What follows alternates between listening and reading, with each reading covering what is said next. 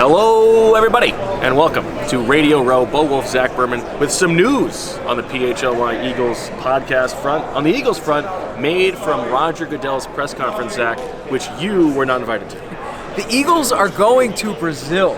The Eagles are playing, and not just that, it's week one of the NFL season. The opponent still to be determined, but the Eagles will kick off in Brazil on a Friday night of week one. That news just came out.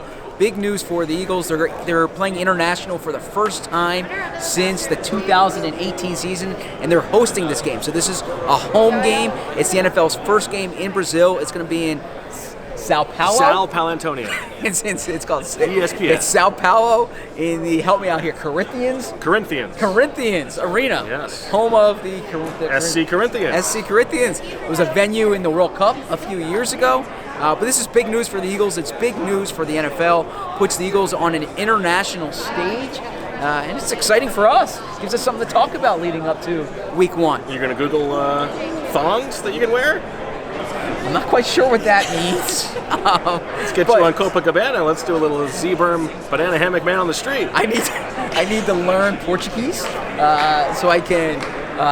I'm going to get an early scouting report. I'm going to Brazil in July. Look at that. It's like you knew. You need to tell me the best places to eat, the best Brazilian cuisine. I'm looking forward to that. But this is exciting for the Eagles. It's exciting for us covering the team, and it should be exciting for the fans to see, because now you know the Eagles are playing week one on Friday night in Brazil. What do you make of this from a competitive advantage or disadvantage standpoint, having to go to Brazil the Friday of week one and then flying back to get the season started? So I actually think it's a pretty good situation for an international game.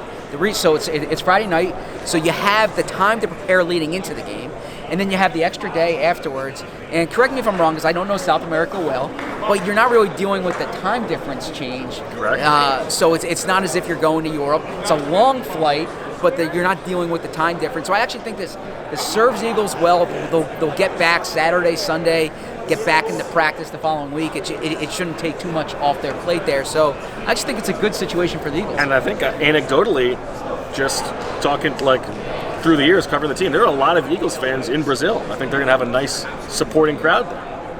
I would imagine so. And I think it's also a cool destination for Eagles fans. I imagine those flights, I don't know if there's a non-stop from Philly, but those flights from Philly to Sao Paulo.